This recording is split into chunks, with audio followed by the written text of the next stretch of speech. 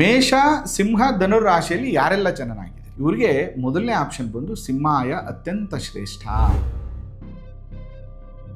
ವೃಷಭ ಕನ್ಯಾ ಮಕರ ರಾಶಿಯವರು ವೃಷಭಾಯ ತುಂಬಾ ಒಳ್ಳೆಯದು, ಧ್ವಜಾಯ ಅವರಿಗೆ ಅಷ್ಟೊಂದು ಶುಭ ಫಲವನ್ನು ಕೊಡೋದಿಲ್ಲ.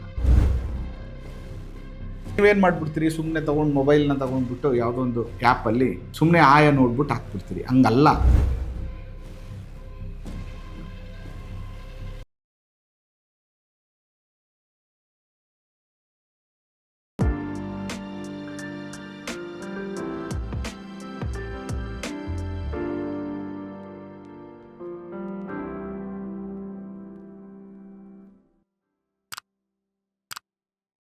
ಶ್ರೀ ಗುರುಭ್ಯೋ ನಮಃ. ಮಾಯಕಾರ ಪ್ರಭುವೇ ನಮಃ. ವಾಸ್ತುಪುರುಷಾಯ ವಿದ್ಮಹೆ ಕ್ಷೇಮಂಕರಾಯ ಧೀಮಹಿ ತನ್ನೋ ವಾಸ್ತು ಪ್ರಚೋದಯಾತ್.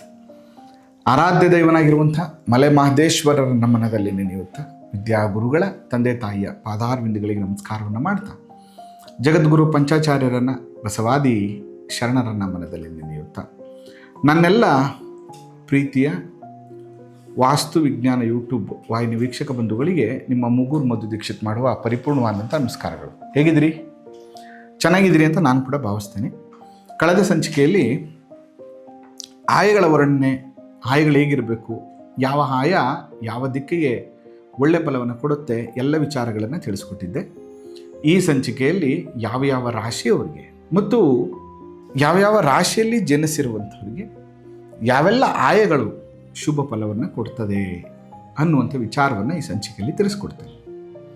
ಇಲ್ಲಿ ಪ್ರಮುಖವಾಗಿ ಎರಡು ವಿಧಾನದಲ್ಲಿ ತಿಳಿಸಿದ್ದಾರೆ. ಒಂದು, ದಿಕ್ಕಿನ ಪ್ರಕಾರ ಆಯವನ್ನು ನಿರ್ಣಯ ಮಾಡುವಂಥದ್ದು. ಅಂದರೆ ಎಕ್ಸಾಂಪಲ್, ನಿಮಗೆ ಪೂರ್ವ ದಿಕ್ಕು ಅಂದ ತಕ್ಷಣ, ಪೂರ್ವ ದಿಕ್ಕಿಗೆ ಬಾಗಿಲಿಡ್ತಾ ಇದ್ದೀವಿ ಅಂದ ತಕ್ಷಣ ಅದು ಯಾವುದೇ ರಾಶಿಯವರಾಗಿರಲಿ, ಪೂರ್ವ ದಿಕ್ಕಿನ ಮುಖ್ಯ ದ್ವಾರ ಅಂದ ತಕ್ಷಣವೇ ಅವರು ಧ್ವಜಾಯದಲ್ಲೇ ಮನೆಯನ್ನು ಕಟ್ಟಬೇಕು. ದಕ್ಷಿಣ ದಿಕ್ಕಿಗೆ ಮುಖ್ಯ ದ್ವಾರವನ್ನು ಇಡ್ತಾ ಇದ್ದೀವಿ ಅಂದರೆ ಅದು ಯಾವುದೇ ರಾಶಿಯವರಾಗಿರಲಿ, ಅದು ಸಿಂಹಾಯದಲ್ಲಿ ಗೃಹ ನಿರ್ಮಾಣ ಮೊದಲನೇ ಆಪ್ಷನ್ನು. ಅಥವಾ ಋಷಭ ಇದರಲ್ಲಿ ನೀವು ಮನೆ ಅಂದರೆ ಪಶ್ಚಿಮ ದಿಕ್ಕಿನಲ್ಲಿ ನಾವು ಮುಖ್ಯ ದ್ವಾರವನ್ನು ಇಡ್ತಾ ಇದ್ದೀವಿ ಅಂದರೆ ಅದು ಯಾವುದೇ ರಾಶಿಯವರಾಗಿದ್ರೂ ಋಷಭಾಯದಲ್ಲಿ ಗೃಹ ನಿರ್ಮಾಣವನ್ನು ಮಾಡಬೇಕು. ಉತ್ತರ ದಿಕ್ಕಿಗೆ ಬಾಗಿಲಿಡ್ತಾ ಇದ್ದೀರಾ ನೀವು ಅಂತಂದರೆ ನೀವು ಯಾವುದೇ ರಾಶಿಯವರಾಗಿರಿ, ಗಜಾಯದಲ್ಲಿ ಮೊದಲನೇ ಆಪ್ಷನ್ನು ಗೃಹ ನಿರ್ಮಾಣವನ್ನು ಮಾಡಬೇಕು. ಇದು ಆಯಗಳ ಪ್ರಕಾರ ಮುಖ್ಯ ದ್ವಾರವನ್ನು ನಿರ್ಣಯ ಮಾಡುವಂಥದ್ದು. ಹಾಗಾದರೆ ರಾಶಿಗಳ ಪ್ರಕಾರ ಆಯಗಳ ನಿರ್ಣಯವನ್ನು ಹೇಗೆ ಮಾಡಿದ್ದಾರೆ ಅಂದರೆ ಬ್ರಾಹ್ಮಣ, ಕ್ಷತ್ರಿಯ, ವೈಶ್ಯ, ಶೂದ್ರ ಅಂತ. ಇಲ್ಲಿ ಬ್ರಾಹ್ಮಣ ಅಂದ್ರೇನು ಅಂದರೆ ನಾಲೆಡ್ಜ್ ಬೇಸಸ್. ಈಗ ಒಂದು ಮನೆ ಕಟ್ಟುವಾಗ ಇಂಜಿನಿಯರ್ನ ನಾವು ಬ್ರಾಹ್ಮಣ ಅಂತ ಅನ್ಬೋದು, ಮನೆ ಯಜಮಾನನ ನಾವು ಕ್ಷತ್ರಿಯ ಅಂತ ಕರಿಬೋದು, ಅಲ್ಲಿ ಮಾಡುವಂತಹ ಮೇಸ್ತ್ರಿಯನ್ನು ವೈಶ್ಯ ಅಂತ ಕರಿಬೋದು. ಅಪ್ಪ, ನಾನು ಯಾವ ಜವಾಬ್ದಾರಿನ ತೊಗೊಳ್ಳೋದಿಲ್ಲ, ಬಟ್ ನಾನು ನಿಮ್ಮೆಲ್ಲರಿಗೂ ಸಹಾಯ ಮಾಡ್ತೀನಿ, ನನ್ನಿಂದ ನಿಮ್ಗೆ ಏನು ಸಪೋರ್ಟ್ ಆಗುತ್ತೆ ನಾನು ಮಾಡ್ತೀನಿ ಅನ್ನುವಂಥದ್ದನ್ನು ಶೂದ್ರ ಅಂತ ನಾವು ಕರಿಬೋದು. ಇಲ್ಲಿ ವರ್ಣಗಳ ನಿರ್ಣಯ ಮಾಡುವಂಥದ್ದು it is A not A ಜಾತಿ, ಇಟ್ ಇಸ್ ಎ ನೇಚರ್. ಅವ್ರು ಮಾಡುವ ಕೆಲಸದ ಮೇಲೆ ಅದು ಡಿಪೆಂಡ್ ಆಗುತ್ತೆ. ಈ ರೀತಿಯಾಗಿ ವರ್ಣಗಳ ಆಧಾರದ ಮೇಲೆ ಇಡೀ ಆಯಗಳ ನಿರ್ಣಯವನ್ನು ಮಾಡ್ತಾ ಹೋಗ್ತಾರೆ. ಎಷ್ಟು ಚೆನ್ನಾಗಿ ಮಾಡಿದ್ದಾರೆ ಅಂತಂದರೆ, ಮೇಷ ಸಿಂಹ ಧನುರ್ ರಾಶಿಯಲ್ಲಿ ಯಾರೆಲ್ಲ ಜನನಾಗಿದ್ದೀರಿ, ಮೇಷ ಸಿಂಹ ಧನುರ್ ರಾಶಿಯಲ್ಲಿ ಯಾರೆಲ್ಲ ಜನನಾಗಿದ್ದೀರಿ ಇವರಿಗೆ ಮೊದಲನೇ ಆಪ್ಷನ್ ಬಂದು ಸಿಂಹಾಯ ಅತ್ಯಂತ ಶ್ರೇಷ್ಠ, ಅತ್ಯಂತ ಶುಭ ಫಲವನ್ನು ಕೊಡ್ತದೆ. ಮೇಷ, ಸಿಂಹ ಮತ್ತು ಧನುಸ್ ರಾಶಿಯವರಿಗೆ ಸಿಂಹಾಯ ಅತ್ಯಂತ ಶುಭ ಫಲವನ್ನು ಕೊಡ್ತದೆ. ಯಾರೆಲ್ಲ ವೃಷಭ, ಕನ್ಯಾ ಮತ್ತು ಮಕರ ರಾಶಿಯಲ್ಲಿ ಜನನಾಗಿದ್ದೀರಿ, ವೃಷಭ, ಕನ್ಯಾ, ಮಕರ ರಾಶಿಯಲ್ಲಿ ಜನನಾಗಿದ್ದೀರಿ, ಇವ್ರಿಗೆ ವೃಷಭಾಯ ಅತ್ಯಂತ ಶುಭ ಫಲವನ್ನು ಕೊಡ್ತದೆ. ಮಿಥುನ, ತುಲ, ಕುಂಭರಾಶಿಯಲ್ಲಿ ಯಾರೆಲ್ಲ ಜನನಾಗಿದ್ದೀರಿ ಇವ್ರಿಗೆ ಗಜಾಯ ಅತ್ಯಂತ ಶ್ರೇಷ್ಠ ಫಲವನ್ನು ಕೊಡ್ತದೆ.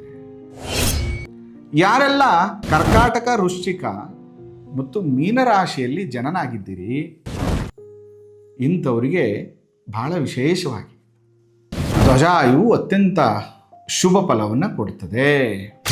ಈ ರೀತಿಯಾಗಿ ವರ್ಣನೆಯನ್ನು ಮಾಡಿದ್ದಾರೆ, ಸ್ಪಷ್ಟವಾಗಿ ವರ್ಣನೆ. ಈ ರೀತಿಯಾಗಿ ನೀವು ಗೃಹ ನಿರ್ಮಾಣವನ್ನು ಮಾಡಿಕೊಂಡ್ರೆ ನಿಮಗೆ ಶುಭ ಫಲಗಳು ಪ್ರಾಪ್ತಿ ಆಗ್ತದೆ. ನೋಡಿ, ಈ ಮೇಷ ಸಿಂಹ ಧನುರಾಶಿಯಲ್ಲಿ ಹುಟ್ಟಿರುವಂಥವ್ರಿಗೆ ಸಿಂಹಾಯ ಅಂತ ಹೇಳಿದೆ. ಇಲ್ಲ ಗುರುಗಳೇ, ನಮಗೆ ಸಿಂಹಾಯ ಇಷ್ಟ ಇಲ್ಲ, ಸಿಂಹಾಯ ಬಿಟ್ಟು ಬೇರೆ ಯಾವುದಾದ್ರೂ ಆಯವನ್ನು ನಾವು ಈ ಮೇಷ ಸಿಂಹ ಧನುಸ್ ರಾಶಿಯವರು ಬಳಸ್ಬೋದಾ ಅಂದರೆ ಖಂಡಿತ ಬಳಸ್ಬೋದು. ಧ್ವಜಾಯ ಮತ್ತು ಋಷಭಾಯವನ್ನು ಬಳಸ್ಬೋದು, ಆದರೆ ಗಜಾಯವನ್ನು ಬಳಸುವಂಥದ್ದಿಲ್ಲ. ಹಾಗಾದರೆ ವೃಷಭ, ಕನ್ಯಾ, ಮಕರ ರಾಶಿಯವರು ವೃಷಭಾಯ ತುಂಬ ಒಳ್ಳೆಯದು, ಮಿಕ್ಕದಂತೆ ಯಾವ ಆಯ ಬಳಸ್ಬೋದು ಅಂದರೆ ಗಜಾಯ ಮತ್ತು ಸಿಂಹಾಯವನ್ನು ಬಳಸ್ಬೋದು. ಧ್ವಜಾಯ ಅವರಿಗೆ ಅಷ್ಟೊಂದು ಶುಭ ಫಲವನ್ನು ಕೊಡೋದಿಲ್ಲ. ಅದೇ ರೀತಿ ಮಿಥುನ, ತುಲ, ಕುಂಭರಾಶಿಯಲ್ಲಿ ಜನನಾಗಿರುವಂಥವ್ರು ಗಜಾಯದ ಮನೆ ಅತ್ಯಂತ ಶ್ರೇಷ್ಠವಾದಂತಹ ಫಲವನ್ನು ಕೊಡುತ್ತದೆ ಅಂತ ನಾನು ನಿಮ್ಗೆ ಹೇಳಿದೆ. ಯಾವುದನ್ನು ಬಳಸಬಾರ್ದು? ಸಿಂಹಾಯವನ್ನು ಬಳಸಬಾರ್ದು. ಧ್ವಜಾಯ ಋಷಭಾಯ ಆಪ್ಷನಲ್ ಆಗಿ ಬಳಸ್ಬೋದು. ಕಟಕ, ವೃಶ್ಚಿಕ, ಮೀನರಾಶಿಯಲ್ಲಿ ಜನನಾಗಿರುವಂಥವ್ರು, ಈ ಕಟಕ, ವೃಶ್ಚಿಕ, ಮೀನರಾಶಿಯಲ್ಲಿ ಜನನಾಗಿರುವಂಥವ್ರಿಗೆ ಧ್ವಜಾಯ ಸರ್ವಶ್ರೇಷ್ಠವಾದ ಫಲ, ಸಂಪತ್ತು, ಆನಂದ, ಸುಖ, ವಂಶಾಭಿವೃದ್ಧಿಯನ್ನು ಕೊಡುತ್ತದೆ ಅಂತ ನಾನು ಹೇಳಿದೆ. ಅದರಿಂದ ಇವ್ರು ಯಾವುದನ್ನು ಬಳಸಬಾರ್ದು? ಇಲ್ಲಿ ಇವರು ಋಷಭಾಯವನ್ನು ಬಳಸಬಾರ್ದು. ಆಪ್ಷನಲ್ ಆಗಿ ಗಜಾಯ ಮತ್ತು ಸಿಂಹಾಯವನ್ನು ಬಳಸ್ಬೋದು. ಅದರಿಂದ ಯಾವತ್ತೂ ಕೂಡ ಒಂದು ಗೃಹ ನಿರ್ಮಾಣ ಮಾಡುವಾಗ ತುಂಬ ವಿಷಯಗಳಿರ್ತದೆ. ಆ ತುಂಬ ವಿಷಯಗಳಿರುವಂತಹ ಸಂದರ್ಭದಲ್ಲಿ ಅದನ್ನು ಸರಿಯಾದ ಕ್ರಮದಲ್ಲಿ ಗೃಹ ನಿರ್ಮಾಣ ಮಾಡುವಂಥ ಸಂದರ್ಭದಲ್ಲಿ ಪಾಲನೆಯನ್ನು ಮಾಡಿದ್ರೆ ಶುಭ ಫಲಗಳು ಪ್ರಾಪ್ತಿ ಆಗ್ತದೆ. ನೀವೇನು ಮಾಡಿಬಿಡ್ತೀರಿ? ಸುಮ್ಮನೆ ತೊಗೊಂಡು ಮೊಬೈಲ್ನ ತೊಗೊಂಡ್ಬಿಟ್ಟು ಯಾವುದೋ ಒಂದು ಗೂಗಲಲ್ಲಿ ಸರ್ಚ್ ಮಾಡಿಬಿಟ್ಟು ಆ್ಯಪಲ್ಲಿ ಸುಮ್ಮನೆ ಆಯ ನೋಡ್ಬಿಟ್ಟು ಹಾಕ್ಬಿಡ್ತೀರಿ. ಹಂಗಲ್ಲ, ಅದಕ್ಕೆ ಅದರದೇ ಆದ ವರ್ಣಗಳಿರ್ತದೆ, ಅದಕ್ಕೆ ಆದಂತಹ ವರ್ಗಗಳಿರ್ತದೆ, ಮತ್ತು ತಿಥಿವಾರ, ನಕ್ಷತ್ರ, ಯೋಗಾದಿ ಕರಣಗಳು, ಅಂಶಫಲಾದಿಗಳನ್ನು ನಾವು ನಿರ್ಣಯ ಮಾಡಬೇಕಾಗ್ತದೆ. ಇದನ್ನೆಲ್ಲ ಒಟ್ಟಾರೆಯಾಗಿ ಅತ್ಯಂತ ಶುಭ ಫಲಗಳು ಆ ಮನೆಯಲ್ಲಿ ವಾಸ ಮಾಡುವಂಥ ಯಜಮಾನನಿಗೆ ಮತ್ತು ಅವರ ಕುಟುಂಬದವರಿಗೆ ಶುಭ ಫಲಗಳು ಪ್ರಾಪ್ತಿಯಾಗಲಿ ಅಂತೇಳಿ ಟೈಮ್ ತಗೊಂಡು ಅವ್ರಿಗೆ ನಾವೆಲ್ಲವನ್ನು ನಿರ್ಣಯ ಮಾಡಬೇಕಾಗ್ತದೆ.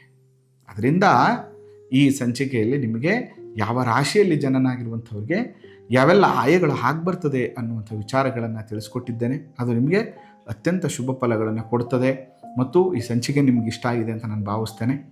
ನಿಮಗೂ ಕೂಡ ವಾಸ್ತು ಬಗ್ಗೆ ಸಲಹೆ ಬೇಕು, ವಾಸ್ತು ಬಗ್ಗೆ ತಿಳ್ಕೊಬೇಕು ಅಂದರೆ ಖಂಡಿತ ಭೇಟಿ ಮಾಡಿ. ತುಂಬ ದೂರದಲ್ಲಿರುವಂಥವ್ರು ಬರೋಕ್ಕಾಗಿಲ್ಲ ಅಂದರೆ ಈ ವಿಡಿಯೋ ನಿಮಗೆ ಸಹಾಯ ಆಗುತ್ತೆ ಅಂತ ಭಾವಿಸ್ತಾ ಈ ಸಂಚಿಕೆಯನ್ನು ಮುಗಿಸ್ತಾ ಇದ್ದೇನೆ. ಆ ಮಲೆಮಹದೇಶ್ವರರ ಅನುಗ್ರಹ ಸದಾ ನಿಮ್ಮ ಮೇಲಿರಲಿ. ನಮಸ್ಕಾರ.